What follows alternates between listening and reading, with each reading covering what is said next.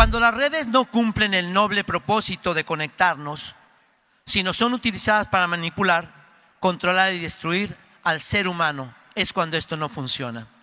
Nos complace enormemente presentar a nuestro siguiente expositor, que tiene un gran prestigio y nos va a enriquecer muchísimo. No te enredes, es la conferencia, es el doctor Pablo Muñoz Iturrieta, doctor en filosofía política y legal.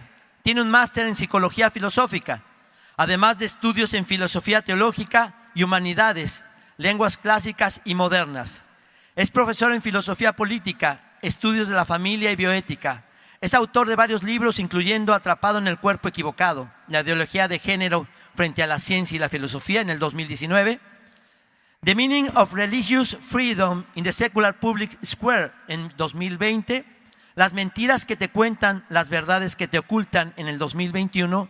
Y Apaga el celular y enciende tu cerebro, vaya título, 2023. Ha colaborado también con varios capítulos de libros y publicado cuantiosos artículos y reseñas en revistas de índole científica, y está en redes súper activo en el mundo entero defendiendo al hombre y defendiendo la grandeza del ser humano. Un fuerte aplauso, por favor, para el doctor Pablo Muñoz Iturrieta.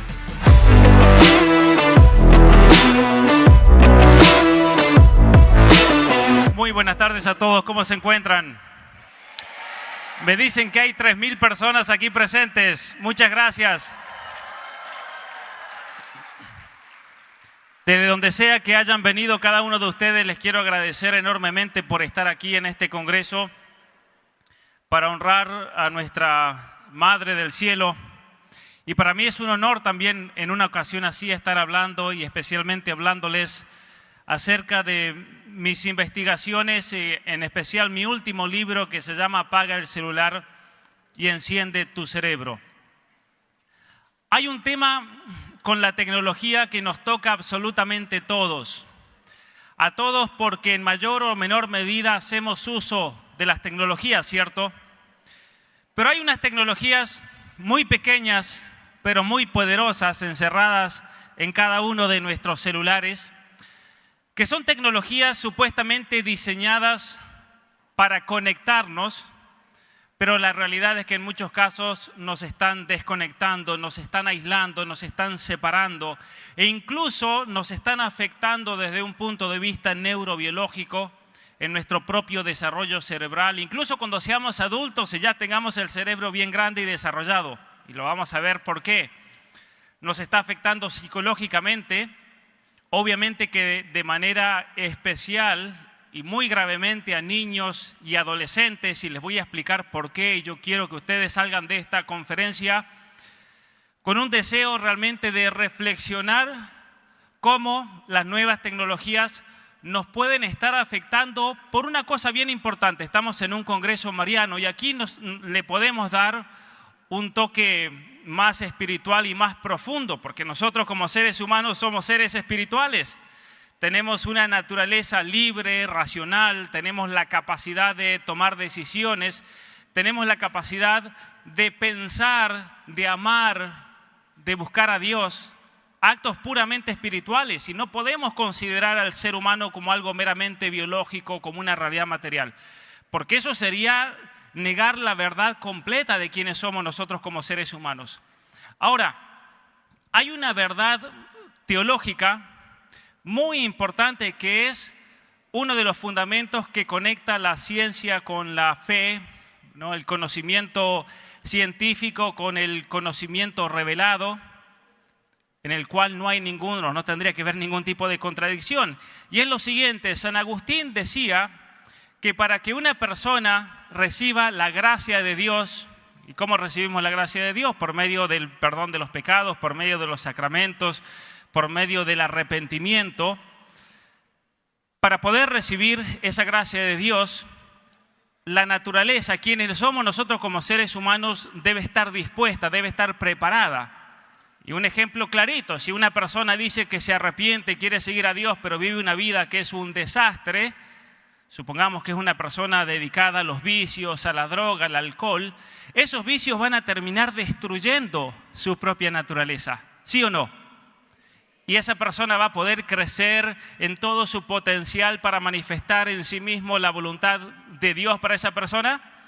Posiblemente no, porque esa naturaleza está averiada. Y ciertamente que Dios lo puede salvar y se puede arrepentir, pero esa persona, lamentablemente, por decisiones personales, nunca va a llegar a ser aquel que Dios había querido que sea. Salvo, obviamente, que Dios por un milagro lo recomponga naturalmente, milagrosamente, lo cual también puede pasar. Pero a lo que voy es que nosotros, como creyentes, como hijos de Dios, como católicos, tenemos que prestar atención a todos esos aspectos naturales de nuestra vida que nos disponen para recibir la gracia de Dios. Porque nosotros sin querer podemos estar poniéndole un freno a Dios, a lo que Dios quiere hacer en nosotros. Podemos estar poniéndole un freno al trabajo de la gracia, podemos estar poniéndole un freno a esa misión, ese llamado, esa vocación que Dios quiere para nosotros. Y un ejemplo concreto. Si yo, por ejemplo, por diversión y por pereza y por amor a los placeres me dedico a tomar todos los días, tarde o temprano el alcohol va a afectar capacidades humanas que son muy importantes para el desarrollo personal. Tarde o temprano me va a afectar el cerebro, me va a afectar distintos sistemas orgánicos, me va a cortar la vida, me va a envejecer. Y por lo tanto yo como ser humano, como hombre, no voy a poder entregarle todo a Dios si Dios pide eso de mí. ¿Se entiende? Y ese es el fundamento por el cual nosotros tenemos que cuidarnos, tenemos que comer bien, tenemos que dormir, tenemos que alejarnos del vicio, porque Dios tiene una misión para nosotros, pero como decía San Agustín, la gracia requiere la naturaleza, estar uno dispuesto. Después Dios hace lo que quiere con uno, pero uno de su parte tiene que hacer todo lo posible para que cuando esa gracia entre, yo esté listo y esté preparado. Que básicamente es lo que hicieron los santos, es lo que hizo la Virgen María, ¿no? Ella es el ejemplo máximo, me parece a mí, de quien está totalmente dispuesto a hacer la voluntad de Dios. Pero estar dispuesto a hacer la voluntad de Dios no es simplemente, me parece a mí, un querer profundo, lo cual es importante. Es clave tener un querer profundo, que Dios venga y haga de mí lo que quiera. Pero yo tengo que estar preparado de en serio, no es simplemente un querer como un deseo. Lo tengo que vivir en mi vida. ¿Por qué? Porque cuando ese momento llegue, y capaz que ese momento llega todos los días, yo tengo que estar ya preparado. No tengo que esperar que Dios haga un milagro de mí. Porque parece que mucha gente pide eso, ¿no? Que Dios haga un milagro de mí, total. Dios puede hacer milagros, pero ese es tentar la grandeza y el poder de Dios.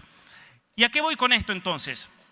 Que todas estas tecnologías, lamentablemente, están afectando nuestro desarrollo personal, nuestro desarrollo cerebral, nuestro desarrollo psicológico, y eso puede ser una especie de obstáculo para aquello que Dios quiere hacer en nuestras vidas. Y vamos a empezar con esto. ¿Qué es la tecnología? Cuando yo a la gente en general le pregunto a los jóvenes en las conferencias qué es la tecnología, simplemente se reducen a mostrarme un ejemplo de tecnología. La tecnología es el celular, la tecnología es el microondas, la tecnología es esa pantalla donde ustedes están mirando ahora, la tecnología es poder ver esta conferencia por Facebook. Pero sin embargo, la tecnología propiamente hablando, si vamos a definirla, la tenemos que definir como una aplicación del conocimiento para ayudarnos en algo práctico, una especie de herramienta. Pensemos en la persona que tuvo que un día hacer un pozo para plantar un árbol, o tuvo que hacer un pozo para enterrar a sus muertos, y al principio había que hacerlo con la mano o con un palo, hasta que un día alguien tuvo la visión de inventar una pala. La persona que inventó la pala habría que darle un premio Nobel de Física por todo el trabajo que nos ahorró. Y luego, obviamente, que con toda la revolución industrial y con la máquina a vapor, con las máquinas eléctricas, llegamos a lo que es la maravilla de una retroexcavadora. Imagínense si el Tren Maya que están haciendo por aquí lo tuviesen que hacer a mano con pala, como construían las primeras autopistas hace muchísimos años. Ahora tenemos máquinas que nos ahorran un trabajo gigantesco. Entonces, la tecnología es todo aquel tipo de instrumento, de artefacto que viene a ayudarnos a potenciar y perfeccionar cualquiera de los aspectos humanos. Por ejemplo, si una persona no ve bien, Los anteojos son una tecnología. Si una persona no escucha bien, los audífonos son una tecnología. Si una persona necesita hacer un pozo, todas las maquinarias que tenemos para hacer un pozo son una tecnología que nos ayuda con respecto a la física. Y en ese sentido, la tecnología no es mala, por así decir. Depende del uso que uno le dé, pero viene a ser una herramienta. Y entonces cuando uno cuestiona la tecnología y cuando uno dice, a ver, tenemos que frenar un poco y reflexionar sobre la tecnología y cómo nos puede estar afectando. La mayoría de la gente dice, no, pero espera, si la tecnología, ¿qué tiene de malo? Si la tecnología es una herramienta, ¿cómo vamos a dejar de lado tecnologías que nos ayudan como herramientas?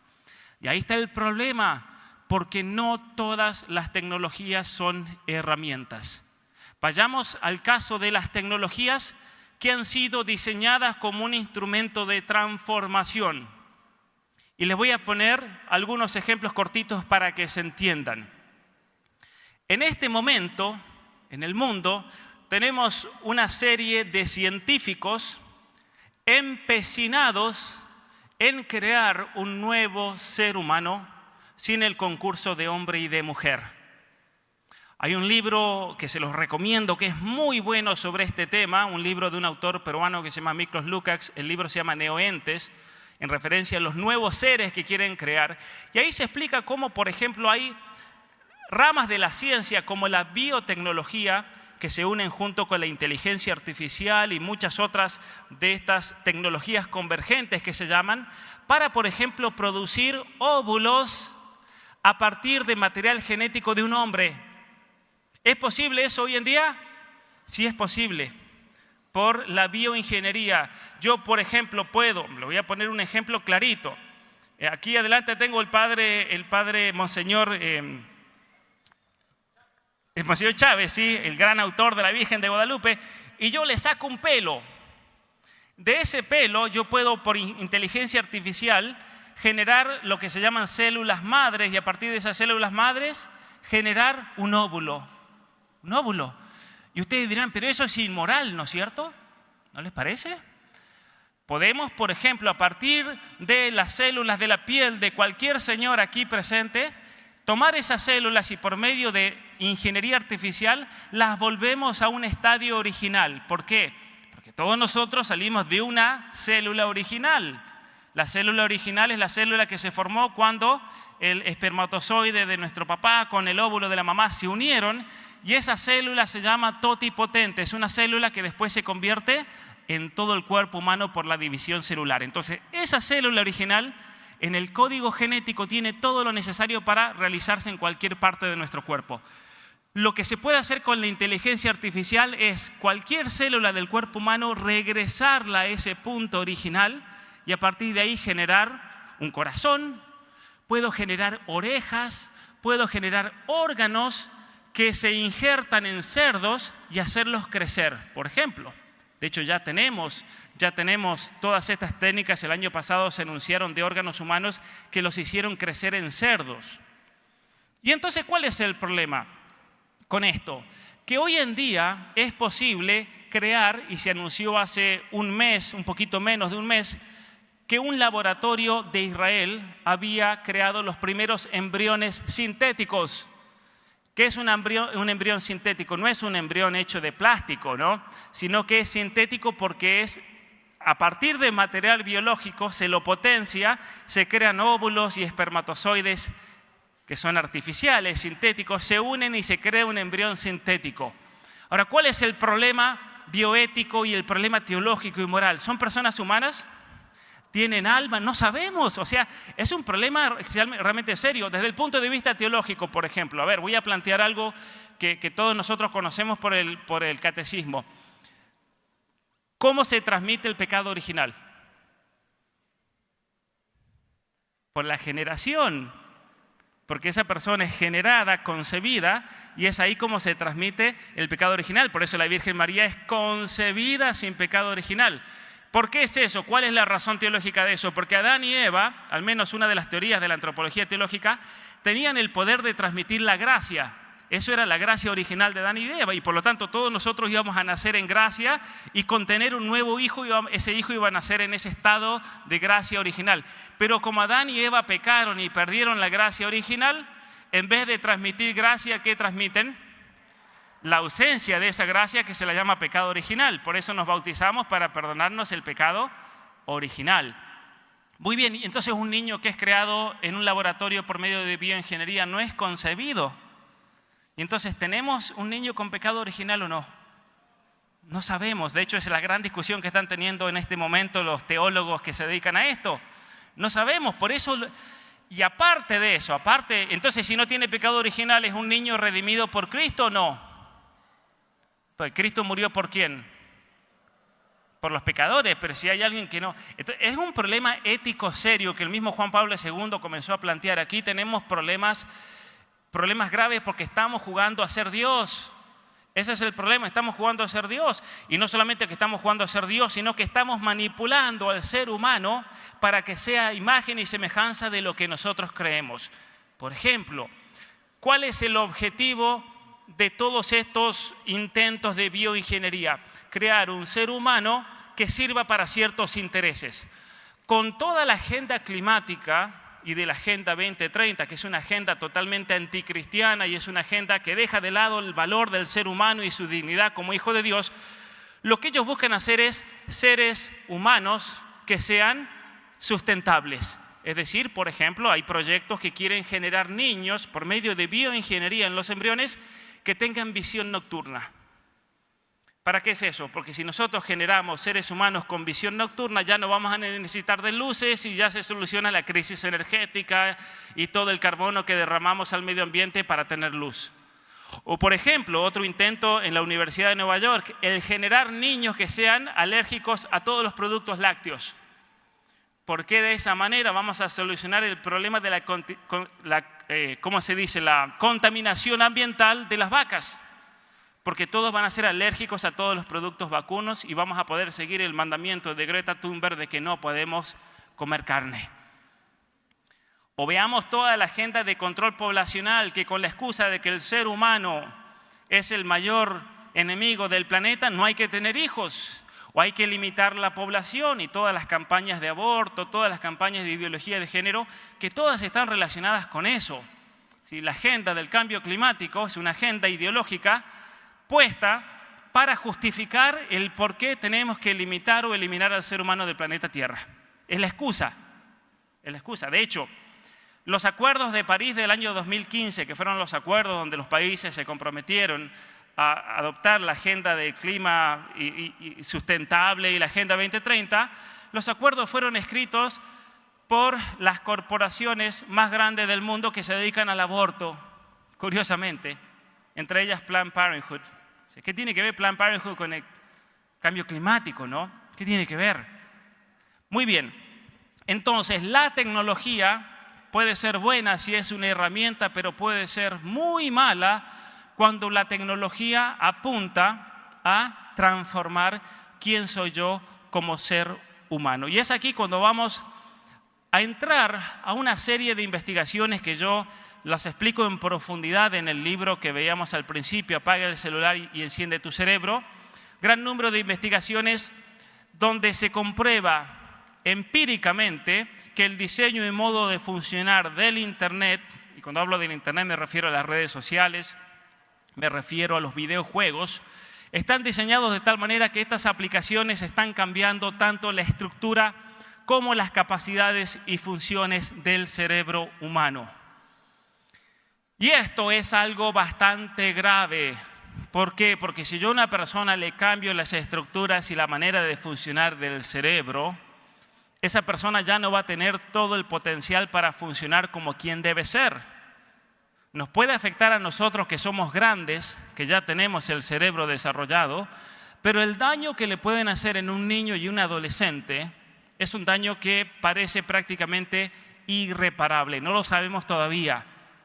¿Y por qué no lo sabemos todavía? Porque los niños y adolescentes en general comenzaron a tener celular en el año 2012. Es ahí cuando se masifican. Han pasado solamente 11 años. Por lo tanto, recién en 15, 20, 25 años, vamos a ver si eso fue irrecuperable o no, o se los destruyó para siempre. Pero para ver la gravedad de esto, vamos a ver esta imagen. Ahora bien, si yo les digo a ustedes que el iPad afecta y daña seriamente la estructura cognitiva del cerebro de un niño, lo lógico sería que hay que esperar hasta que el cerebro de ese niño esté completamente maduro para darle un iPad, ¿cierto? Parecería así. Ahora, ¿cuándo se termina de activar completamente el cerebro de una persona? Porque todos nosotros nacemos con un cerebro que se comienza a formar en el momento de la concepción, las primeras redes neurales, pero sin embargo ese cerebro que ya está formado cuando el niño nace, no se termina de activar completamente hasta una edad que va de entre los 18 a los 25 años de edad. Entre los 18 y los 25 años de edad. Y esto es algo muy importante porque esto nos dice muchas cosas que tienen que ver con la educación. ¿Cómo vamos a educar a nuestros hijos? ¿Cómo vamos a enseñar a los niños? ¿En qué momento esos niños van a tener la responsabilidad de hacer algo? ¿En qué momento esos niños van a tener la capacidad de tomar decisiones serias para su vida? Porque todo va a depender si esas funciones cerebrales están activadas o no están activadas. El ejemplo más claro que nos toca vivir en nuestros días. Tenemos campañas que vienen de la Organización Mundial para la Salud y de la UNESCO, campañas que son de imposición de nuevos sistemas educativos. Por ejemplo, lo que se está viviendo en México con la Secretaría de Educación Pública. ¿Y cuál es una de las grandes mentiras, pero mentiras gigantescas que se están imponiendo en México, en Argentina, en Chile, en Perú, Bolivia, donde sea que ustedes vayan con el programa de educación? Que los niños tienen derecho a recibir educación sexual, ¿cierto? Se habla mucho de eso, de la educación sexual. De hecho, Claudia Sheinbaum, ella había dicho hace unos años que los niños tienen el derecho de aprender sobre la sexualidad porque ellos tienen que aprender acerca de que tienen el derecho de consentir y hacer lo que quieran. Y eso lo escuchamos en muchísimos políticos en todo el mundo. ¿Y saben por qué es una mentira gigantesca y se lo inventó de su galera eso? Porque nosotros, para poder consentir, necesitamos tener una función del cerebro activada. Es como que yo les digo a ustedes, para poder ver qué necesitan. Ojos y ojos que funcionen, ¿cierto? Muy bien. El cerebro humano es un cerebro bastante interesante porque ahí vemos en las imágenes de izquierda a derecha. De izquierda tenemos un niño de 5 años. Estos son cerebros normales. El de 5 años se ve bastante amarillo, verde, puntos rojos, ¿no? Apenita que tiene morado atrás, en la parte trasera, al medio tiene otro poquito y al frente apenita. ¿Qué es la parte de atrás? La parte inferior. Esa región cerebral tiene que ver con el autocontrol. Y miren qué interesante, ustedes que son papás y que tienen hijos me van a entender. ¿Cuál es la peor edad, la edad de más violencia de un ser humano? Entre los 2 y los 4 años. Entre los 2 y los 4 años es la edad de más violencia en un ser humano. Es esa edad cuando ustedes le quitan algo al niño y le dan una pataleta, empieza a gritar, empieza a patear, se pone a llorar. Y por lo tanto ustedes tienen una bestia chiquitita que tienen que calmar y enseñarle el autocontrol. Mi mamá me decía que a mí para poder irme a dormir me tenía que meter en agua todas las noches. Me metía así debajo de la ducha hasta que se calme con agua fría. Y ahí me calmaba y me dormía. Parece que tenía mucha energía. Pero lo interesante aquí es lo siguiente, que el niño más o menos entre los 4 y los 5 años de edad comienza a activar esas funciones de autocontrol. Y es ahí cuando el niño puede autocontrolarse y es ahí cuando el niño puede entonces integrarse en otros ambientes sociales y poder sociabilizarse con niños. Miren qué gran verdad esta. Nuestros abuelos, ¿a qué edad mandaban a los niños a la escuela? ¿A los 5 o a los 6? No los mandaban a los 3 días como ahora. Nace el niño a la escuela y eso es un crimen. Eso es un crimen, porque ese niño tiene que desarrollar sus facultades cerebrales que se realiza principalmente en el hogar con la compañía del papá, de la mamá y de sus hermanos. ¿Saben por qué? Porque su familia, ese niño lo va a querer incondicionalmente. Si el niño se porta mal y es un diablito el niño, la mamá lo va a querer igual o no. Y lo va a amar y se va a sacrificar por él. Pero si ese diablito lo mandan a la escuela, los otros niños no lo van a querer. Porque en esa edad el principio de sociabilización y el principio de amistad es si me cae bien o no me cae bien. Ya está. Si ustedes a un niño le preguntan, ¿por qué eres amigo de otro niño? Y porque somos amigos. No va a saber explicarle, pero la razón es porque el otro niño no le pelea. Esa es la razón. Si el otro niño no te pelea, vas a ser amigo. Y en cuanto un niño se vuelve problemático, pendenciero, peleador, ¿qué pasa? Todos lo dejan de lado. Y entonces, cuando un niño tiene problemas de sociabilización, lo peor que pueden hacer es mandarlo a la escuela. A ese niño hay que domarlo primero. Porque si lo mandan a la escuela, ¿saben lo que va a pasar? Ese niño va a ser un inadaptado social. Y esto está muy bien estudiado. Está estudiado desde el punto de vista de la psicología social con prisioneros que están en la cárcel por asesinato. Las personas violentas, los que son adultos y son violentos, son personas que en esa etapa del desarrollo cerebral no llegaron a superarla. Y por lo tanto, ante el primer problema en un partido de fútbol, en el estacionamiento, mientras van en el carro, actúan violentamente, no se saben controlar y se descontrolan y terminan matando a alguien y terminan en la cárcel. Son personas que están desadaptadas socialmente. Pero ahí vemos entonces la conexión, y se entiende bien, ¿cierto?, entre las funciones cerebrales y las conductas humanas. Por eso yo siempre decía, sería bueno escribir un libro donde a los padres se les explique todo esto que les estoy hablando del desarrollo cerebral, para después decirle, a ver señora, entre 2 y 4 años, preocúpese en ciertos elementos y ciertas virtudes y conductas de su hijo. No se preocupe en enseñarle física cuántica a ese niño, porque no va a aprender nada. Como esas aplicaciones ahora, ¿no?, que le ponen al bebé y ya supuestamente sale experto en Mozart y Bach y no sé qué más, que es una pérdida de tiempo y un robo de dinero. El niño se tiene que, a medida que uno vaya creciendo, tiene que ir activando ciertas funciones cerebrales. Y por eso la mamá tiene que observar, y el papá también, tienen que observar mucho a sus hijos. Mucho, hay que observarlos y conocerlos en profundidad. Pero aquí viene el problema. Si ustedes están todo el tiempo en el celular, ¿cuándo van a conocer a sus hijos? ¿Saben la cantidad de veces que a mí me pasa de estar viajando, conferencias, y la gente está comiendo en el restaurante, en el hotel, donde sea, y están todos en el celular? Todos. Es algo triste, es algo preocupante. Yo ahora estoy parando en un hotel muy lindo que me han regalado los organizadores, gracias por eso, pero ¿qué veo en los desayunos, en el almuerzo y en la cena? Todos estos turistas, de donde sea que vengan, desde México hasta Estados Unidos, Europa, China, Japón, y están en el momento de la comida con el celular. Veo matrimonios que en vez de pasar ese tiempo, que supuestamente las vacaciones para fortalecer la amistad, el amor, la familia, y todos metidos en el celular.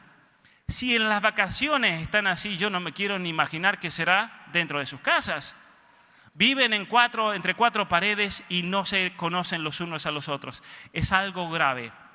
Ahora, vayamos al ejemplo del cerebro. Tenemos un niño de 8 años, después tenemos un niño de 12, ya vemos cómo se va poniendo más morado y se van encendiendo distintas funciones, uno de 16 y luego uno de 20 que casi completito, no está todavía completo, pero casi completito. ¿Por qué le puse a mi libro Apaga el celular y enciende tu cerebro? Porque cuando uno hace una resonancia, una imagen de resonancia magnética del cerebro humano, lo que ocurre es que se encienden, o en el cerebro se encienden distintas luces que me indican si ese sector cerebral está funcionando o no. Entonces, por ejemplo, yo puedo hacerles una imagen de resonancia magnética y mostrarles a ustedes un video que genere mucho miedo. O puedo generar una imagen o mostrarles una imagen que genere mucho vértigo. Por ejemplo, son experimentos que se hacen. Una persona caminando en el borde de un precipicio. Y ustedes van a ver eso y van a sentir como que están ahí, ¿no? Y les van a empezar a transpirar las manos y los pies. Pero en su cerebro se va a encender una luz que indica que ustedes tienen vértigo. Y yo puedo saber que ustedes tienen vértigo porque se les encendió ese sector cerebral, se les activó. Muy bien, eso es en el caso de un cerebro que funciona completamente. Y a medida que vamos creciendo, el cerebro se va activando de atrás hacia adelante, como podemos ver en estas imágenes, hasta que llegamos a la parte más importante.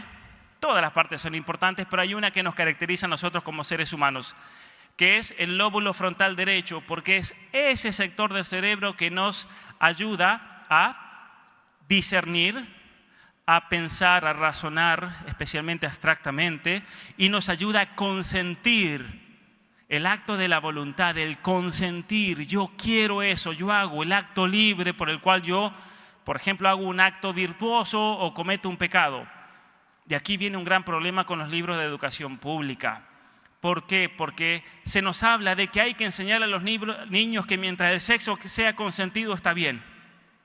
Pero eso es mentira, porque un niño y un adolescente no tiene la capacidad cerebral para consentir. No la tienen porque ese sector cerebral no está activado.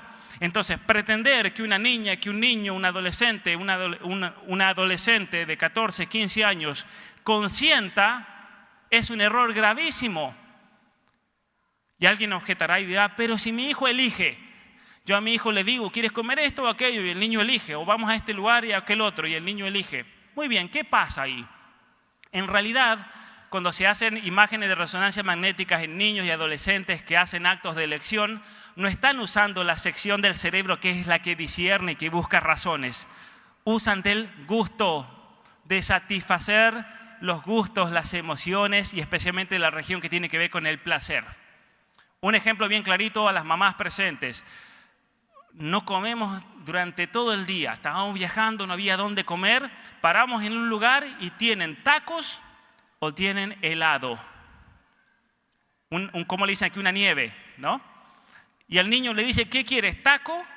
Que le va a dar, lo va a alimentar con ensalada, con toda la cosa, o una nieve. ¿Y el niño qué va a elegir?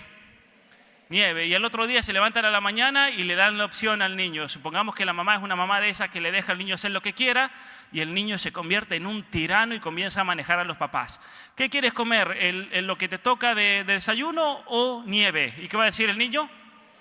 Nieve. ¿Y por qué dice nieve? Y siempre va a decir nieve, ¿no? Y van a pasar 2 meses hasta que el niño explote de comer tanta nieve. Porque hay una cosa importante ustedes papás que tienen que aprender.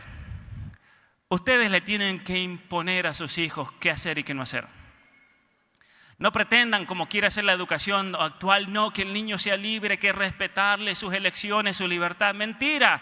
Si el niño tiene una estructura cerebral que les exige a ustedes que decidan por él. Porque si dejan que el niño sea el que decida lo que haga, se va a convertir en un tirano y en un inútil, porque siempre se va a equivocar. Ese es uno de los grandes problemas de la educación moderna. Vamos a países como Estados Unidos o como Canadá, donde la educación es un desastre. ¿Por qué? Porque los niños dictaminan qué se aprende. Y termina siendo un problema gigantesco. Recuerdo en Argentina haber estado dando conferencias hace 2 años y los estudiantes me comentaban que se ha vuelto una tiranía porque cuando los maestros tienen que preguntarle a los niños, a los estudiantes qué quieren aprender, todos dicen educación sexual. Porque no quieren hacer nada, porque no quieren estudiar matemáticas, porque no quieren estudiar las cosas difíciles y los maestros tienen que acceder porque es un derecho de los estudiantes. ¿Y cuál es el resultado? Que están saliendo totalmente analfabetos de la escuela. No saben leer, no saben escribir, no saben pensar, no saben razonar, no saben comunicarse y eso está pasando en todos lados. Pero uno de los factores que hace que los niños salgan totalmente analfabetos es la tecnología. ¿Por qué? Vamos a ir a estas imágenes. Veamos la imagen de la izquierda del niño de 5 años. ¿Qué problema hay con que a ese niño ustedes le den un iPad? No, pero si va a haber algo bueno, me van a decir ustedes. Le vamos a poner algo que no tenga nada de contenido malo. Es que ese no es el problema.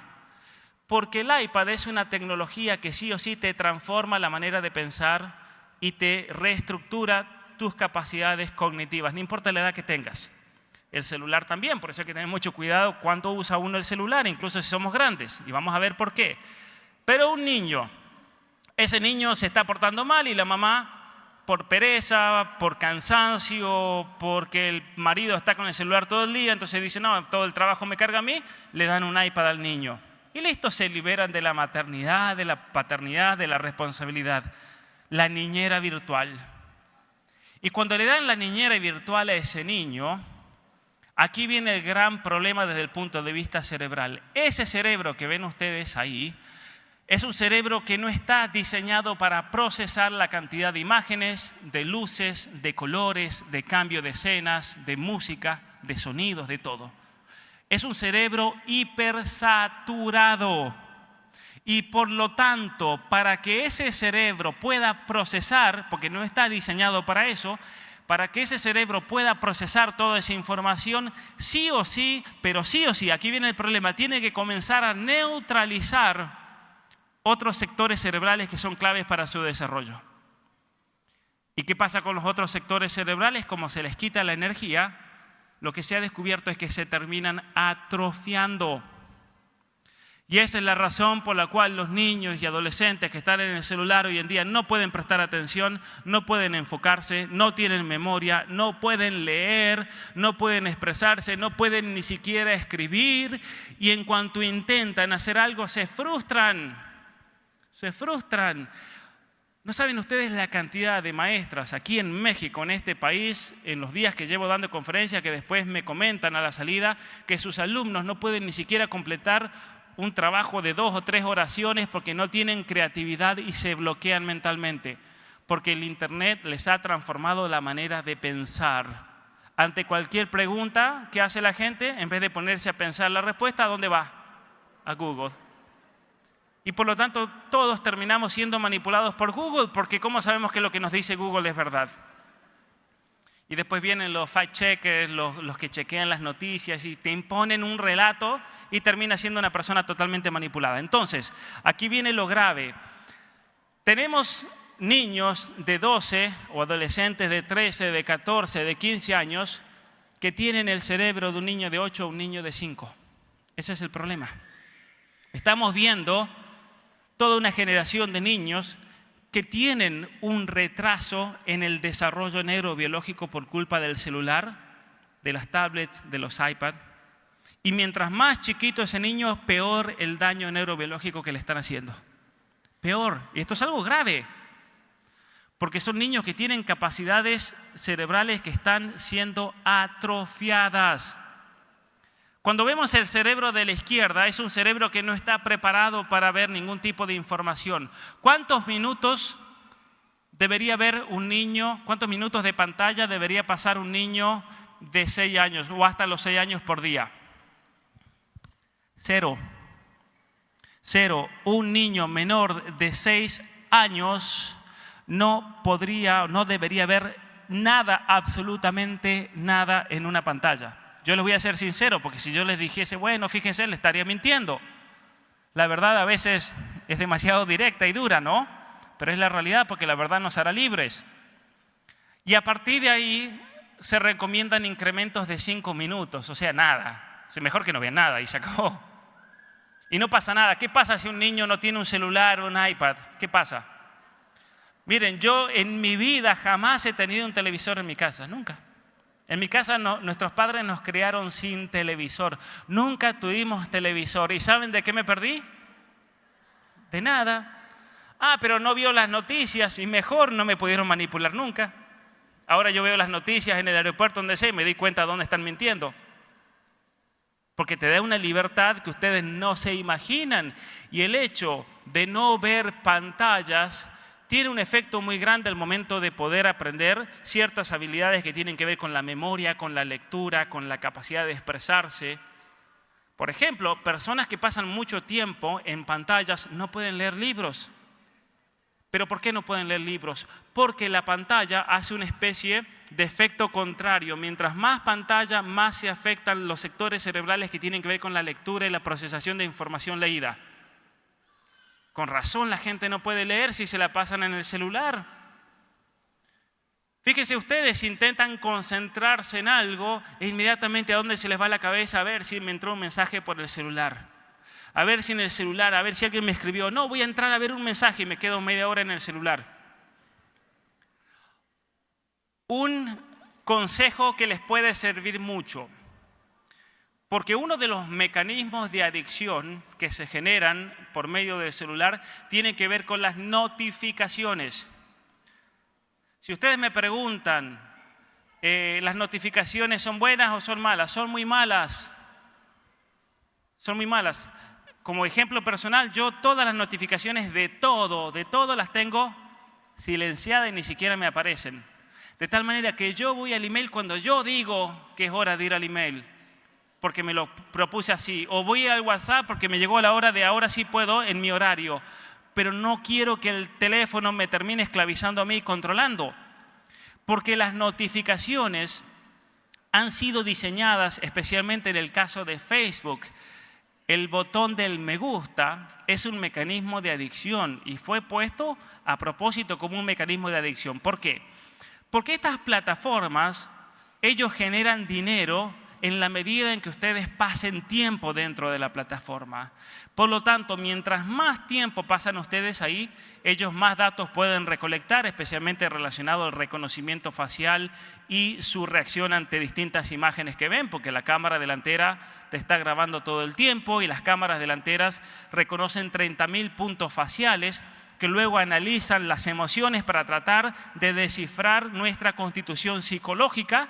Y de esa manera ellos saben qué funciona o qué no funciona para convencernos. Y eso se comercializa y se paga mucho por eso.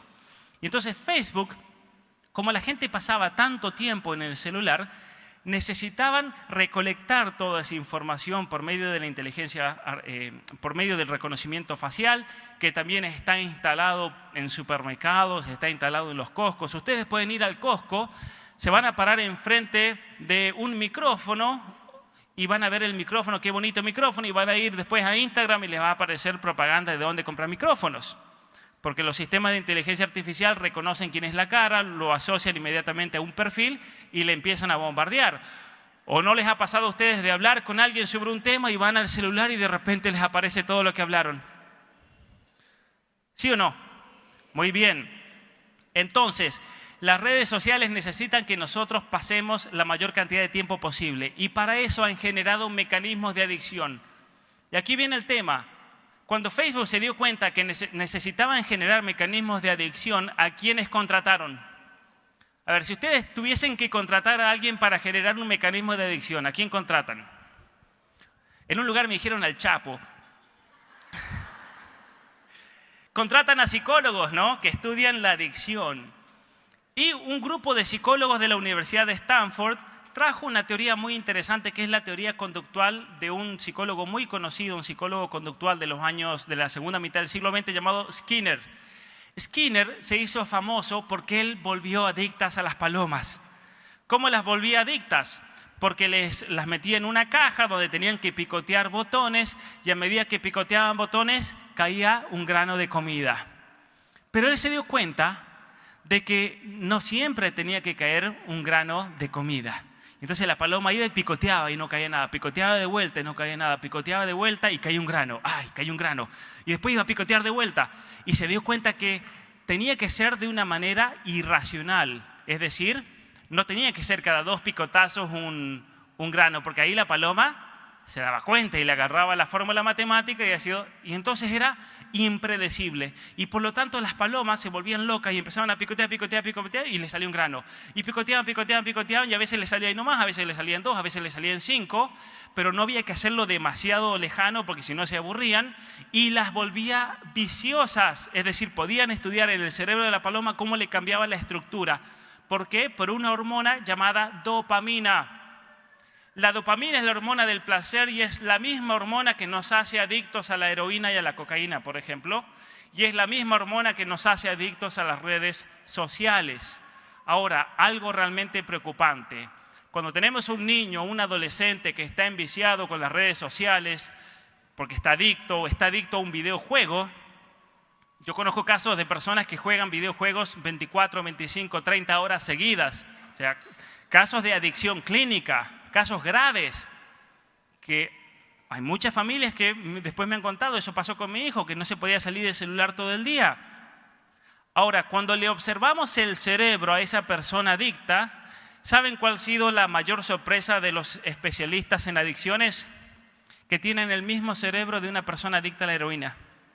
Hay niños en este momento que tienen el mismo cerebro de una persona adicta a la heroína, con daño tremendo, daño cerebral tremendo. De hecho, hay clínicas para la adicción al celular, hay clínicas para la adicción a TikTok, a Instagram, a Facebook, a videojuegos en los Estados Unidos y en Canadá. Es algo realmente lamentable, pero eso no significa que solamente allá están enviciados. ¿Cuánto tiempo en promedio pasan los adolescentes en el celular en México? ¿Cuánto tiempo? 9 horas al día. 9 horas. Y una mamá a mí me dijo, no, pero si mi hija no pasa tanto tiempo en el celular, pasará 3 como máximo. Y yo le dije, señora, usted lo que va a hacer es, va a abrir el celular de su hija, se lo va a pedir, y luego una vez que lo abre va a hacer a la izquierda, y cuando hace a la izquierda ahí le va a aparecer el uso. Y la señora abre y le salió 11 horas. Su hija. Y yo le dije, bueno señora, lo que va a hacer ahora es fijarse qué horas. Porque claro, mientras usted está 3 horas con ella a la tarde y usted está 3 horas en el celular. Y la señora se fijó y todos los días su hija usaba indefectiblemente el celular entre las 11 y las 4 de la mañana. Todos los días. Pero tenía que ir a la escuela a las 7, ya estaba en la escuela. Entonces, ¿esa niña cuándo dormía? No dormía nunca. Y eso está pasando con cantidad de personas hoy en día que no están durmiendo. Ahora, ¿cuál es el problema con el no dormir? El problema con el no dormir es que comenzamos a tener un montón de problemas psicológicos, especialmente comenzando con la depresión. Tenemos toda una generación de niños y adolescentes que están deprimidos. Y nosotros generalmente no asociamos la depresión a niños pequeños o adolescentes. La depresión es para los viejos que se jubilaron, que ya sus hijos están todos fuera de la casa y ya no saben qué hacer de su vida, dejaron de trabajar. No, los niños y los adolescentes están teniendo depresión en números gigantescos. Lo que pasa es que se manifiesta de otra manera. Los síntomas de depresión adolescente y de niños se manifiestan por la irritabilidad. Niños y niñas y adolescentes que se enojan por cualquier cosa. Eso es el primer signo de depresión. Pensemos en un niño que está con el iPad y ustedes se lo quitan. ¿Qué le pasa al niño? ¿Cómo reacciona? Ahí tenemos un grave problema. Porque si ese niño dice, ah, sí, mamá, está bien, listo, perfecto. Pero si ese niño les hace un berrinche, se enoja, grita, de hecho hay videos donde los niños empiezan a romper todos, ahí hay un serio problema psicológico. Y posiblemente ese niño, si rompe las cosas, sí o sí, necesita tratamiento clínico. Es más, necesita muchas veces internación. Necesita ser sacado de ese medio ambiente para que sus redes neurales vuelvan a reconectarse sanamente. Porque es el mismo tratamiento para adictos a la heroína o adictos a la cocaína. Un tratamiento por el cual sus redes neurales vuelven a regenerarse como eran antes, y por eso algunas personas tardan 1 año en una clínica, hay personas que tardan 3, hay personas que se quedan ahí para siempre. Entre paréntesis, ¿saben ustedes cuál es uno de los mejores métodos para sacar a alguien de una adicción y rehabilitarlo? Hay un método creado en los Estados Unidos que está basado en la regla de San Benito Abad. La regla de los monasterios. De hecho, yo he tenido la oportunidad de visitar esos centros de adicción y es un monasterio. Tienen horario de levantada, horario para trabajar, horario para esto, para aquello, y es todo en silencio. No pueden hablar, ni entre ellos. Tienen momentos, es el mismo horario de un monasterio, se los copió. ¿Por qué? Porque es un método que trabaja mucho en el autocontrol y esa fuerza de control y fuerza de voluntad es lo que hace que el cerebro vuelva a regenerarse para poder superar una adicción. Muy bien, entonces la inmersión en el mundo virtual induce a cambios neurocognitivos similares al proceso de la vejez. Basta con que sus hijos jueguen por 6 semanas a un videojuego para que se produzcan reducciones significativas de la materia gris en la corteza orbitofrontal. algo que es ocasionado también por el uso excesivo de las redes sociales. Ahora, ¿qué pasa si se les reduce la materia gris de la corteza orbitofrontal? No es como que digo, oh, se me cayó el pelo, me quedé calvo. No. ¿Por qué? Porque la materia gris está compuesta de neuronas que una vez que se destruyen, por eso se reduce el cerebro, no se regeneran más. Y por lo tanto vamos a tener a jóvenes y niños y adolescentes con problemas neurocognitivos para toda la vida, salvo que venga Dios y le haga un milagro. Pero entonces vamos a tener a personas funcionalmente inútiles. Y esa es una de las razones por las cuales muchos jóvenes hoy fracasan en todo, no perseveran en nada, abandonan ahí nomás ante la primera dificultad, porque tienen serios problemas neurocognitivos causados por el exceso de videojuegos y de internet. Esto es algo preocupante. Y esto es algo que lo podemos observar empíricamente. ¿De qué manera? Muy bien, hay un estudio que salió publicado en enero de este año, muy interesante porque durante varios años siguieron grupos enormes de jóvenes y de niños que empezaron cuando eran niños, que usaban el celular, especialmente de redes sociales y videojuegos, y grupos de niños que no tenían nada de pantalla en la casa. Entonces, encontraron a muchas familias homeschoolers, familias que en la casa tenían mucha conciencia del tema de las pantallas, y le dijeron, vamos a hacer un experimento porque sus hijos son tecnológicamente sanos, no están siendo influenciados por la pantalla. ¿Y qué descubrieron? Que ya a los 12 años los niños que usaban de redes sociales tenían problemas neurocognitivos severos.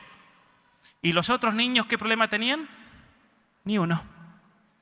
De hecho, el estudio fue publicado en enero de este año porque ya todos cumplieron la mayoría de edad. Se les hizo un seguimiento por 6, 7 años y resulta que los jóvenes que usaban de celular, especialmente de Snapchat, de TikTok, de Instagram, tenían problemas de desarrollo neurocognitivo bastante serio. Había una especie de retraso en el proceso de maduración del cerebro. Y en cambio los otros niños que tenían mucho más tiempo en familia, sociabilizando, jugando, haciendo deporte sin pantallas, tenían un desarrollo cerebral normal, totalmente normal. ¿Qué conclusión sacamos de aquí? Si ustedes quieren tener hijos normales, ¿qué tienen que hacer? 0 pantallas. Ahora, si quieren tener hijos inútiles, si quieren tener hijos que no sirvan para nada, si quieren tener hijos fracasados, que tengan problemas psicológicos, problemas emocionales, denle en el iPad, no hay problema. Listo, désenla. Pero después no vengan a echarle la culpa a nadie, porque yo se los advertí. Y saben a mí cómo realmente me duele cuando veo a familias que ahí nomás el niño, el iPad. El otro día en el avión, atrás mío venía una señora con su niña chiquitita, debe haber tenido 3 años máximo, y tenía un iPad que ni lo podía cargar ella. Yo nunca había visto un iPad tan grande, yo no sabía que existían unos iPads así más o menos. Y la niña pobre ya ni lo podía cargar. Eso es algo realmente serio. Porque esa mamá me va a decir, pero si mi niña no ve nada malo. Primero, es mentira eso que no ve nada malo, porque ahora hasta el Paw Patrol tienen personajes no binarios. Ahora te meten ideología de género hasta en la sopa, el personaje que es lesbiana, la otra es gay, el otro que no sabe lo que es, está en todos lados, ¿o no? Disney ya no se puede ver, lamentablemente, es una fábrica de ideología. Pero por otra parte, incluso si fuesen cosas buenas, las series animadas modernas tienen tantas luces y tienen tantos colores y cambios de escena que producen daños cerebrales. De hecho, se dice que de todas la más peligrosa por las imágenes es Bob Esponja. Salió un artículo científico publicado así, literalmente: Bob Esponja te hace más estúpido. Así se llama el artículo científico. Y salió en una prestigiosa revista científica de Inglaterra, Science. Porque ellos demostraban cómo el cambio de luces y de imágenes reducía la materia gris en niños y neutralizaba muchas funciones cognitivas, porque es tanta la energía que necesita ese cerebro que el niño no puede procesar eso. Es algo grave. Entonces, ¿cómo está afectando? Los principales cambios cerebrales: la capacidad de prestar atención. Por eso los niños y jóvenes no se pueden concentrar, pero nos puede pasar a nosotros también. Los procesos de la memoria y la capacidad de almacenar y valorar conocimiento están siendo neutralizadas. Un ejemplo clarito: ¿cuántos números de teléfono se acuerdan ustedes ahora? Pero yo les aseguro a los que son bien grandes aquí, cuando eran niños se acordaban de toda la familia, de los primos, del vecino, del abuelo, del amigo, ¿o no? ¿Y qué pasó ahora? ¿Se acuerdan? Y algunos dirán, no, porque lo tenemos en los contactos, ya no hace falta. Sí, pero antes lo teníamos en la libreta, no hacía falta tampoco y nos acordábamos. Eso es porque el uso excesivo del celular está neutralizando funciones que tienen que ver con la memoria para acordarse conceptos y acordarse números. Otro tipo de memoria que está siendo afectado es la memoria espacial. La memoria espacial es la memoria que tenemos para poder movernos, la memoria tridimensional, para ir de la cocina a la mesa, para ir de la mesa a la habitación y al baño, pero es la memoria que nos sirve para manejarnos dentro de la ciudad donde crecimos. A mí me parece realmente preocupante que personas que, por ejemplo, se movían en su ciudad de origen como si nada hace 20 años, ahora para ir a cualquier lado tienen que poner el GPS porque no saben cómo llegar. ¿Pero por qué es eso? ¿Es porque son perezosos? No, es porque de hecho el Internet le está afectando esos sectores cerebrales y ya no se acuerdan cómo llegar. Me pasó hace poco, cuando estuve el año pasado aquí, llegué al aeropuerto de Mérida y nos fue a buscar una persona que no me supo explicar en dónde estaba el aeropuerto en relación a la ciudad. Y le dije, pero bueno, a ver, si miras en el mapa, arriba, a la derecha, a la izquierda, abajo, no sabía. Y yo dije, bueno, capaz que la señora acaba de venir a Mérida, que mucha gente, ¿no es cierto?, se va para Mérida a vivir. Y resulta que la señora había vivido ahí toda la vida y no sabía. ¿Por qué no sabía? Porque su memoria espacial había estado afectada. De hecho, ella me confiesa que ya no se puede mover por Mérida sin tener un mapa. Siendo que Mérida no es complicado, porque es una ciudad media perfecta, ¿no es cierto?, cómo está diseñada. Es bastante fácil, y además es con números las calles, más fácil todavía, ¿no es cierto? Después del 1 viene el 2, el 3, el 4 y el 5 y así, ¿no? Pero hasta eso ha perdido la gente. Y el otro tema son los procesos de socialización. Los jóvenes están perdiendo la habilidad de comunicarse hasta el punto de que para comunicarse entre ellos se mandan textos. Se mandan textos porque no pueden decir las cosas de frente. No pueden. Por ejemplo, al momento de formar familia, ¿ustedes cómo se conocieron los esposos y esposas aquí presentes? En contextos sociales, ¿no es cierto? Bueno, hoy en día los jóvenes tienen vergüenza de conocer a alguien en el contexto social. Lo tienen que conocer virtualmente primero. Y tiene que ser una conexión virtual para luego dar ese paso, si es que se animan, de encontrarse físicamente. Esto es un gran problema porque hoy en día los jóvenes no están formando familias por una imposibilidad de sociabilizarse, que tiene que ver con esto. Muy bien, vamos a saltear porque ya se me acaba la hora, pero quiero mostrarles estas imágenes. Miren, desde que se hicieron populares los celulares, en el año 2012, explotaron los números de depresión en adolescentes. Y lo peor de todo es que no ha tocado techo, es decir, sigue subiendo y subiendo y subiendo. En todos lados, en México, en Argentina, en Estados Unidos, en Japón, en la sociedad en la que se mire. ¿Y cuál es el único factor en común que ocurrió a nivel mundial en el año 2012? Al menos el único que se haya encontrado. Las redes sociales, los celulares, porque en el año 2012 se inventa la aplicación. El tener aplicaciones de redes sociales en el celular. Y va aumentando a la medida en que surge Instagram, y después sale Snapchat, y después sale TikTok, y después saldrá quién sabe qué otras redes sociales que están afectando seriamente a los adolescentes. Miren esto, cómo explota a partir del año 2012 los problemas de suicidio, una de esas rayas de suicidio, los problemas de autolesiones, los problemas de episodios depresivos mayores, es decir, con más de 3 días de internación clínica, los problemas de trastornos alimentarios. Una de mis hermanas, que es médico en Argentina, trabaja en emergencia y ella me cuenta que recibe hasta niños de 7 años con bulimia y anorexia. Vienen en condiciones deplorables que los tienen que internar. Y no estamos hablando de gente humilde, estamos hablando de clase media alta, que cuando ella comienza a tener un diálogo con las mamás o con los niños, ¿cuál es el factor? Se la pasan todo el día en TikTok y los niños terminan confesándole a mi hermana que están haciendo un challenge de TikTok, porque se los exige TikTok para poder avanzar de niveles. Y van poniendo fotos, y las niñas y adolescentes van poniendo fotos en TikTok mostrando cómo van perdiendo peso. Hay tutoriales en TikTok para niñas para ocultarle a sus padres que no están comiendo, cómo hacer para perder de peso, perder 5, 10, 15, 20 kilos. Y claro, mi mamá pesa a esos adolescentes, mi hermana, perdón, pesa a esos adolescentes y niños, y son todos niños con trastornos alimentarios severos que hay que internarlos. Todo por TikTok. Tengan cuidado con eso, con los adolescentes. Autolesiones en adolescentes. Han explotado las autolesiones, incluso en varones, que antes no se veía, especialmente entre los 13 y los 17 años. Miren esto otro.